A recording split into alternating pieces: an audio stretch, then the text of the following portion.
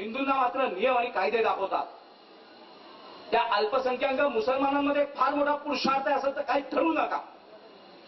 त्यांना हे माहिती आहे राज्यकर्त्यांना हिंदूंच्या मतांवर निवडून जायचं, पण बोकड्या आणि बाटल्या खायला घालून जाती जातीच्या संघटना बांधून हिंदू फोडायचा.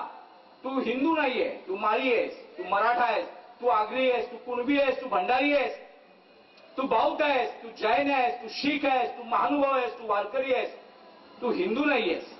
आणि त्या संघटित होणाऱ्या भूमिपुत्राला निराशेच्या गर्तेत लोटायचं. आणि हे यवनी षडयंत्र विघटित होत नाही. अल्लाह ताला से आवाज आई है, कांग्रेस आएगी. ही सगळे मूल्य दौडतात आणि कांग्रेस आएगी, कांग्रेस आएगी. अरे काय बोल यानो कांग्रेस आएगी. 90 कोटी हिंदू जागा झाला तर काँग्रेस जाएगी अरबी समुद्र में. पण आजची स्थिती इतकी दयनीय आहे आणि म्हणून ठरवलं खेड्यापाड्यात जायचं, तळागाळात पोहोचायचं, कायद्यांची कलमांची पर्वा करायची नाही. आमच्या पोलिसांवर हात उगारणाऱ्यांचे हात छाटायचे, मग 307 लागो नाही तर मान छाटल्यावर 302 लागो, पण ते करायचं.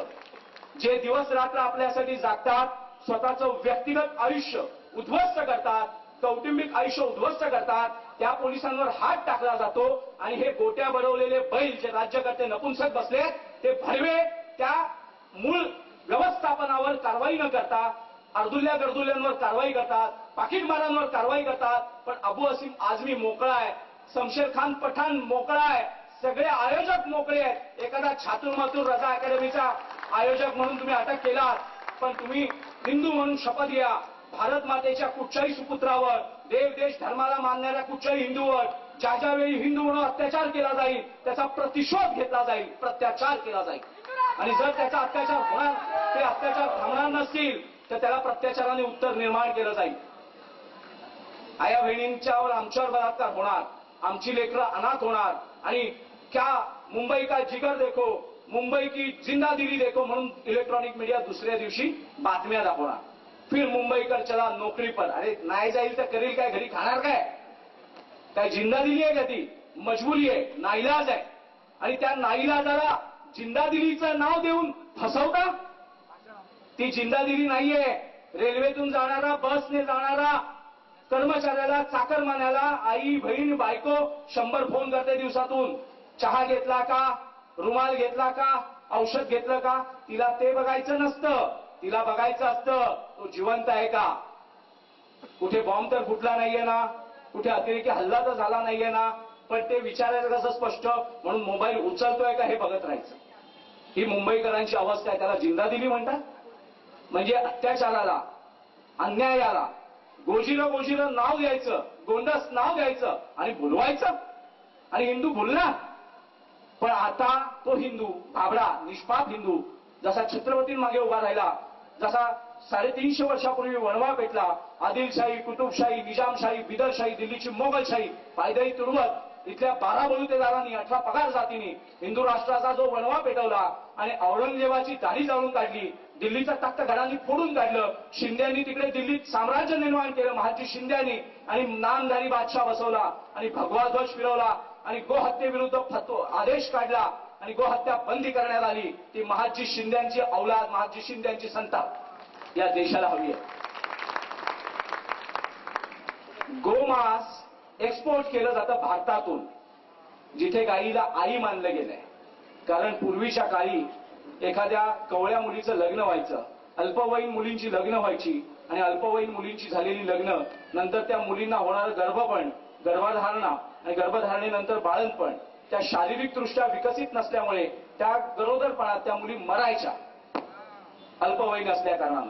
आणि मग त्या नवजात शिशूला अपशकुनी म्हणून दूध आई मिळायची नाही. मग देवाचे शास्त्रज्ञ, ज्यांना आपण ऋषी म्हणून ओळखतो, ऋषी मुनी महामुनी ओळखतो, जे संशोधनामध्ये लीन असायचे, जंगलात वनात अरण्यात राहून जे सतत संशोधन करत असायचे, अशांनी संशोधन केलं की त्या निष्पाप जीवाचा काय दोष. मग म्हशीचं दूध चालत नाही, शेळीचं दूध चालत नाही, पण स्त्रीच्या दुधाचं, गाईच्या दुधाचं फॅट, त्याचं प्रोटीन, त्याचा दर्जा फक्त आईच्या दुधाचा आणि गाईच्या दुधाचा सेम असतो. म्हणून देशी गाय, जी गावरान गाय आहे, तिचं दूध ते लहान नवजात शिशूला सुद्धा चालतं. एखाद्या नवजात शिशूची जर आई गेली दुर्दैवाने तर त्याला गाईचं दूध दिलं जातं. मग त्या ज्या दुधावर तो जगला त्याची माता कोण? गोमाता. डेटॉल फिनेल नव्हतं तेव्हा अँटीबायोटिक म्हणून, आणि आजही वैज्ञानिक संशोधनातून निष्पन्न झालेलं आहे की गावरान गाई, देशी गायींचं गोमूत्र हे एकमेव मूत्र जंतुनाशक आहे. हा सगळा शास्त्रीय विषय आहे. त्याला आध्यात्मिक दर्जाने सांगण्यात आलं कारण सर्वसामान्य समाजाला ते पचवता यावं. अध्यात्म हे न कळणाऱ्या विज्ञानाचं नाव आहे. विज्ञानाच्या पलीकडे काय असतं तर अध्यात्म आहे. त्याला थोतांड मानू नका. तुम्हाला कळलं नाही तर त्याला थोतांड म्हणा. विमान कसं उडू शकतं? पण विमान उडतंय, आज दिसतंय. पूर्वी धर्मग्रंथांमध्ये तसे संकेत आहेत, दाखले आहेत. अनेक महापुरुषांनी रावणासारख्या टाटा बिर्लांकडे तेव्हाच्या विमानं होती, टेक्नॉलॉजी डेव्हलप झाली होती. कालांतराने सृष्टीच्या नियमानुसार पुन्हा एकदा पतन झालं, पुन्हा निर्मिती झाली आणि पुन्हा तंत्रज्ञान वर आलं. आज विमान धावतंय. म्हणजे त्या कल्पना नव्हत्या, ते वास्तव होतं. मग त्या आईच्या दुधाची तुलना होणाऱ्या गाईला गोमाता म्हटलं गेलं. तिच्या शेणाचा उपयोग, तिच्या गोमूत्राचा उपयोग, सर्व गुणसंपन्न असा हा पशु केवळ देवता आहे असंच धरलं पाहिजे.